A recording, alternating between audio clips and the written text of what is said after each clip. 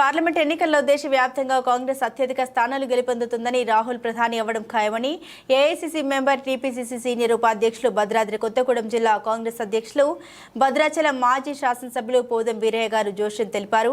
Bhadrachalam Podem camp కార్యాలయంలో శనివారం ఏర్పాటు చేసిన పాత్రికేయుల సమావేశంలో ఆయన మాట్లాడారు. ఖమ్మం మహబూబాబాద్ పార్లమెంట్ నియోజకవర్గం కాంగ్రెస్ అభ్యర్థుల గెలుపు తథ్యమని వెల్లడించారు. ప్రజలు కాంగ్రెస్ పార్టీకి ఓట్లు వేయాలని, రాష్ట్రంలో కేంద్రంలో కాంగ్రెస్తోనే అభివృద్ధి సాధ్యమని తెలిపారు. భద్రాచలం పర్ణశాల రామాలయాన్ని అన్ని హంగులతో తీర్చిదిద్దుతామని, రామాలయం పాలక మండలి ఏర్పాటు చేస్తామన్నారు. భద్రాచలం మేజర్ గ్రామ పంచాయతీ ఎన్నికలు జరిపి తీరుతామని, ఆంధ్రాలో కలిసిన భద్రాచలానికి చెందిన 5 గ్రామ పంచాయతీలు తీసుకొస్తామన్నారు. కాంగ్రెస్ పార్టీ ఎంపీ ఎన్నికల మేనిఫెస్టోలో కూడా పెట్టడం జరిగిందన్నారు. దమ్ముగూడెం ప్రగల్లపల్లి లిఫ్ట్ ఇరిగేషన్ ఏర్పాటుకు కృషి చేస్తామని, జిల్లా వ్యాప్తంగా మిగిలిన పొడు భూములకు పట్టాలు ఇచ్చేలా చర్యలు తీసుకుంటామన్నారు. చెర్లలో ప్రభుత్వ డిగ్రీ కళాశాల ఏర్పాటుకు కృషి, వాజేర్లో పాలిటెక్నిక్ కళాశాల ఏర్పాటుకు ప్రయత్నం చేస్తామన్నారు. మోదీ కుంటపాలెం ప్రాజెక్టు ఆధునీకరణకు కృషి చేస్తామని, అర్హులైన జర్నలిస్టులకు ఇళ్ల స్థలాలు, డబుల్ బెడ్రూమ్ ఇల్లు ఇచ్చేందుకు చర్యలు తీసుకుంటామని పేర్కొన్నారు.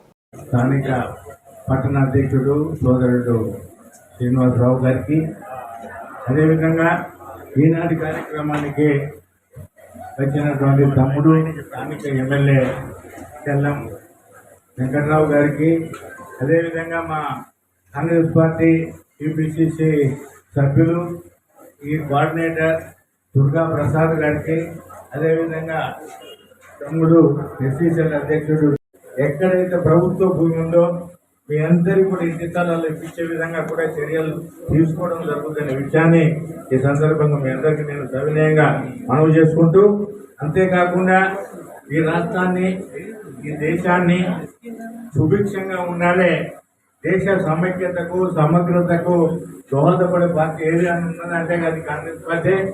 ఇక్కడ కాంగ్రెస్ పార్టీని మనం అధికారంలోకి తెచ్చుకుంటున్నాం. రాహుల్ గాంధీ గారు రేపు ప్రధాని అవుతున్నాడు, 6వ తారీఖు నాడు, జూన్ 6, 7 మరి వారు ప్రధాని అవుతారు.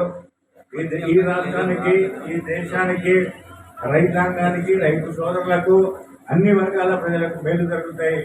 మా ఉమ్మడి ఖమ్మం జిల్లాలో రెండింటిని మరి 13వ తారీఖున జరిగే ఎలక్షన్లలో మీ అందరూ కూడా పాల్గొని మీ అమూల్యమైన ఓట్లన్నీ కాంగ్రెస్ పార్టీ అభ్యర్థులకు వేయించగలరని కూడా కోరుకుంటూ, ఈ అవకాశం ఇచ్చిన మీ అందరికి ప్రత్యేక ధన్యవాదాలు తెలియజేసుకుంటూ సెలవు.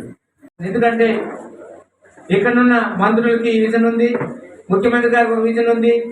ఈరోజు కేంద్రాన్ని కూడా అడిగి కేంద్రాన్ని కూడా నష్టపోయింది భద్రాచలం అని ఒక ఆలోచన ఉంది. కాబట్టి మనం ఖచ్చితంగా ఇక్కడ నిర్మించవలసిన అవకాశం వచ్చింది, మనకు ఆలోచన వచ్చింది, మనకు అవసరం కూడా వచ్చింది. ఈరోజు నేను కూడా ఏదైతే అభివృద్ధి కావాలంటే నా గురువులు ఉన్న పార్టీకి వెళ్ళాలని ఒక ఆలోచనతో, ఏదేమైనా పార్టీని తప్పు చేశానా తప్పు చేయలేదనే దానికన్నా ప్రజల అభివృద్ధి కొరకు ఏదైతే నిర్ణయం తీసుకున్నానో ఈ నిర్ణయం కొరకు అభివృద్ధికి నేను ఖచ్చితంగా ఈ నియోజకవర్గం చాలా వరకు వెనకబడిపోయింది, అనేక సమస్యలు ఉన్నాయి. ఇప్పుడు మేము పాలక మండలిని కూడా వేసి మరి ఉన్నటువంటి రామాలయం అభివృద్ధికి దోహదపడతామనే విషయాన్ని కూడా ఈ సందర్భంగా మీకు చెప్పక తప్పదు. అంతేకాకుండా దుమ్మగూడెంలో దాదాపుగా 1,00,000 చిల్లర ఎకరాల భూములు ఉన్నాయి. గోదావరి పరివాహక ప్రాంతమే. అక్కడ కూడా దుమ్మగూడెనికి కూడా మంచిగా వ్యవసాయానికి నీళ్ళు అందించే విధంగా ఎక్కడి నుండి మనకున్నటువంటి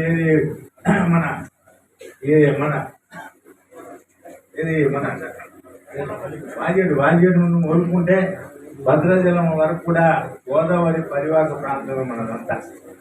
ఈ ప్రాంతాన్ని అంతా కూడా ఎక్కడైతే నీళ్లు లేవో నీళ్ళని అన్నింటినీ కూడా నీళ్ళు ఇచ్చే విధంగా లిఫ్టులా లేకపోతే ఇంకో రకంగా ఒకటి తయారు చేయాల్సినటువంటి అవసరం ఉందనే విషయాన్ని కాంగ్రెస్ పార్టీ ఇంతకుముందు ఎన్నో హామీలు ఇచ్చిన దళిత బంధు అన్నాడు, ఎన్నో రకాల బంధులు అని చెప్పాడు, కానీ ఏ బంధు లేకుండా రాష్ట్రాన్ని నాశనం చేశారు. మంచి డెవలప్మెంట్ ఉన్న మన స్టేట్ విడిపోయినప్పుడు మంచి లాభాల్లో ఉన్న స్టేట్ ని నష్టాల్లో తీసుకెళ్లి వాళ్ళ మన నెత్తి మీద అపభారం పెట్టాడు. అయినా కూడా తగ్గిపోకుండా వీళ్ళు ఏం చేస్తున్నారో తెలియదు. మంత్రులు కానీ సీఎం గారు వాళ్ళు ఎంత పాపం చేసుకొస్తున్నారు. అందరికి కూడా అనుకూలంగా ఇప్పుడు ఉచిత బస్ సర్వీస్ కానీ, గ్యాస్ పథకం కానీ ఇవన్నీ కూడా ఈ 6 పథకాలు 5 పథకాలు ఇప్పటికే కూడా చేశారు. మిగతా ఇప్పుడు రాహుల్ గాంధీ గారు ఇచ్చినవి కూడా రేపు రాబో కాలంలో ఇదే బీజేపీ ప్రభుత్వం ఇప్పుడు ఏ పరిస్థితి ఉందో ఇంకా దారుణమైన పరిస్థితి వస్తుంది. అట్లాంటిది లేకుండా రేపు కాంగ్రెస్ గవర్నమెంట్ వస్తే ఇంతకుముందు ఎట్లా జరిగిందో మన్మోహన్ గారు సింగ్ టైంలో ఆ టైంలో ప్రత్యేకమైన ధన్యవాదాలు తెలుపుకుంటూ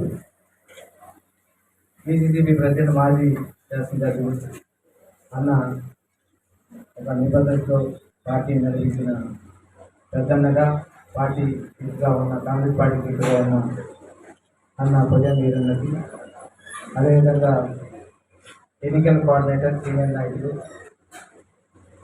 మన దుర్గా ప్రసాద్ గారు, అదేవిధంగా ఎస్సీసీ జిల్లా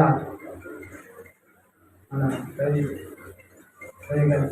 గారికి, ఇంకో కోఆర్డినేటర్ పాటక రవిశంకర్ గారికి, ఇంకో కోఆర్డినేటర్ మొన్న రావు గారికి, మండల ప్రెసిడెంట్ గారు మన శ్రీనివాస్ గారు.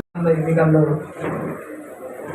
గత ఎన్నికల్లో 2018లో అన్న వీరన్న బీఆర్ఎస్ పార్టీలో, ఆయన కాంగ్రెస్ పార్టీలో నిలబడి ఆనాటికి గెలుపు అతనిదైంది. మళ్ళీ నేను బీఆర్ఎస్ పార్టీ, ఆయన కాంగ్రెస్ పార్టీ, ఈనాటి గెలుపు నాదైంది. ఆ రోజుల్లో కూడా నేను అన్నని ప్రాధాన్యపడ్డాను. అన్న నాతో పాటు మంత్రివర్యులు చాలా మంత్రులు కూడా ఆ రోజు నీవు భద్రాచలంలో ఒక పట్టున్న వ్యక్తిగా 15 రోజుల నుండి కాంగ్రెస్ పార్టీలో గెలిచావు, ములుగులో గెలిచావు. చాలా వరకు అభివృద్ధి కావాలంటే నువ్వు రావాలని పట్టుబట్టు కూడా కాంగ్రెస్ పార్టీకి నిబద్ధత ఉంది. ఆ రోజు రాకపోవడం అన్న పార్టీకి ప్రతి పట్టున్న వ్యక్తిగా ఈరోజు నా పక్కన నేను తెలిసినట్టుగా టీ తాగుతూ కూర్చున్నాను. తర్వాత వాళ్ళే మాట్లాడింది మీతో, అంటే గన్మ్యాన్లు ఉంటారు కాబట్టి వాళ్ళకి తెలిసి వాళ్ళని పలకరించారు వాళ్ళు. అలానే ఈరోజు ఒక విజన్తో ఈరోజు రాష్ట్ర ప్రభుత్వం ఆదాయంతో, కేంద్ర ప్రభుత్వం ఆదాయంతో రెండు మనకు సంపద ఉంటే ఈ నియోజకవర్గం అభివృద్ధికి తోడ్పడతాయని ఈరోజు నేను ప్రజలను కోరుకుంటాను. ప్రజలారా గమనించండి, ఏదైతే భద్రాచలం అభివృద్ధి చెందిందంటే ఇంతకుముందే రవిశంకర్ అన్న మాట్లాడారు. గతంలో ఏ డెవలప్మెంట్ ఉందో కాంగ్రెస్ ప్రభుత్వంలో డెవలప్మెంట్ అయింది.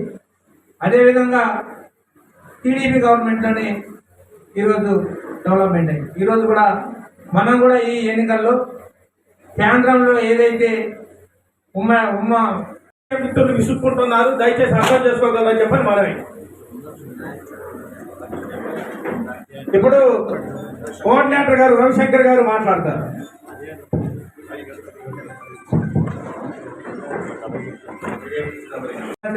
డెవలప్మెంట్ కొరకు ఏవైతే అభివృద్ధి కొరకు మేజర్ కలిసి పనిచేస్తున్నామో దానికి తోడు నేడుగా రేపు జరగబోయింది లాస్ట్ ఘట్టం వరకు వచ్చింది.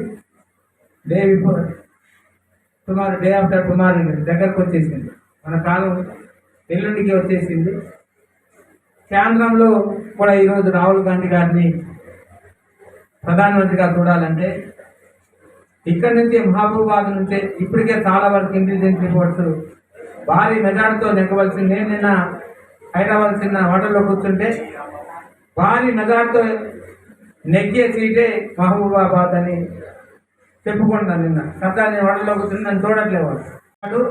టీడీపీ కూడా ఇక్కడ కలిసి వెళ్తుంది. వాళ్ళని కూడా ఈరోజు అభివృద్ధి ఏదైతే బాగుంటుందనే ఆలోచనతో ఈరోజు భద్రాచలం ఈ రాష్ట్రంతో పాటు కేంద్రంలో కూడా బీజేపీ ప్రభుత్వం చేస్తున్న పరిణామం మీకు తెలుసు. ఏవైతే ప్రైవేటీకరణ చేయాలనుకుంటున్నాయో, ఏదైతే మనస్తత్వంతో ఈరోజు ముందుకు వెళ్తున్నాయో వాటన్నిటిని ఈరోజు కేంద్రాన్ని గద్దెదిస్తే తప్ప ఇవన్నీ కూడా కంట్రోల్ కావాలన్న ఆలోచనతో ప్రజలున్నారు. ఖచ్చితంగా జరిగిన ఎన్నికల్లో కూడా చంద్రబాబు నాయుడు గారి చేతి గుర్తుకు ఓటేయమని, దాని ద్వారా భద్రాచలం నియోజకవర్గం అభివృద్ధి పాత రోజుల్లో మీకు అందరికీ ఐడియా ఉండేవాళ్ళు. కేంద్ర మంత్రిగా చంద్రబాబు నాయుడు గారు చేసిన సందర్భంలోనే ఒకేసారి మీకు 2002-2000 తర్వాత జరిగే 2000 అదేవిధంగా ఈ ఎన్నికలు నేను గెలిచి నేను కూడా ఆ రోజు నాతో పాటు పనిచేసిన మంత్రివర్యులు తుమ్మల నాగేశ్వర గారు కానీ బీఆర్ఎస్ పార్టీ ఉంటాం. అదేవిధంగా మంత్రివర్యులు తుమ్మల మన శ్రీనివాస్ రెడ్డి గారు కూడా టీఆర్ఎస్ పార్టీలో ఉంటాం. అదేవిధంగా బట్టి విక్రమార్క గారు కూడా సీనియర్ నాయకులు కాంగ్రెస్ పార్టీలో పూర్తి కాంగ్రెస్ పార్టీలోనే ఉన్నారు. వీటితో పాటు ఈరోజు మన ఉమ్మడి ఖమ్మం జిల్లాకు ఒక వరమైంది. 3 మంత్రులు, అటుపక్క కొడుకు నుంచి నెగ్గి అక్క ఆదివాసీ బిడ్డ అయిన ఆవిడ కూడా మంచి పదవి పంచాయతీరాజ్ శాఖ మంత్రి అవడం అన్న కూడా అదృష్టం అవ్వాల్సింది. ఈరోజు నేను ఆ స్థానంలో అన్న ప్రభుత్వం కూడా మంచి స్థానాన్ని ఫారెస్ట్ డెవలప్మెంట్ చరిత్ర లేదు భారతదేశంలో. తప్పనిసరిగా భారతదేశంలో కాంగ్రెస్ పార్టీ అధికారంలోకి రావడం ఖాయం. అధికారంలోకి వచ్చిన వెంటనే ఇక్కడ ఉన్నటువంటి భారతదేశంలో ఉన్నటువంటి వ్యవసాయదారులకు కానీ, తర్వాత వెనుకబడినటువంటి కులాలన్నిటికి కానీ రిజర్వేషన్లు కల్పించడంలో రాజ్యాంగాన్ని పొందుపరిచినటువంటి కాంగ్రెస్ పార్టీ ఎప్పుడు కూడా రాజ్యాంగాన్ని పక్కకు పెట్టదు. యాజిటీగా రాజ్యాంగాన్ని అమలు చేస్తుందని ఈ సందర్భంగా నేను మనవి చేసుకుంటున్నా. అంతేకాదు ఈరోజు ఈ మన జిల్లాలో ఏదైతే కొత్తగూడ భద్రాద్రి కొత్తగూడ జిల్లాలో టోటల్గా ఉన్నటువంటి 5 నియోజకవర్గాలు కూడా ఖమ్మం కానీ, మనకున్నటువంటి మహబూబాద్ పార్లమెంటు కానీ, ఖమ్మం పార్లమెంటు కానీ, ఈ 2 పార్లమెంటు కూడా అత్యధిక మెజార్టీతోటి అక్కడ మన ఏదైతే రామసాయం రఘురామ్ రెడ్డి గారు ఖమ్మం నుండి గెలవడం జరుగుతుంది. అదేవిధంగా మహాబాద్ నుండి పూరిక బలరాం నాయక్ గారు గెలవడం జరుగుతుంది అత్యధిక మెజార్టీతోటి. మన ఈ రెండు పార్లమెంటు నియోజకవర్గాలన్నీ కూడా తెలిసి మనం కేంద్రానికి పంపినట్లయితే తప్పనిసరిగా మన సోదరుడు బలరాం నాయక్ గారు తప్పకుండా కేంద్రంలో కేంద్ర మంత్రి అవుతాడు. ఈ ప్రాంతంలో ఏదైతే మనకున్నటువంటి 5 జీపీలు పోయినాయో 5 జీపీలు అన్నింటినీ కూడా తెచ్చుకునేటందుకు వీలుగా ఉంటుంది. రేపు అక్కడ తెలంగాణ ఆంధ్రలో కూడా ఏ గవర్నమెంట్ వచ్చినా మనం ఈ 5 జీపీలు తెచ్చుకోకపోతే మన అభివృద్ధికి నోచుకోము. ఎందుకు నోచుకోము అని అంటే అభివృద్ధి చేద్దామని అంటే మన ఊరినంతా కూడా ఐలాండ్ చెప్పారు, ఎక్కడ గుంట భూమి లేదు. కాబట్టి మనం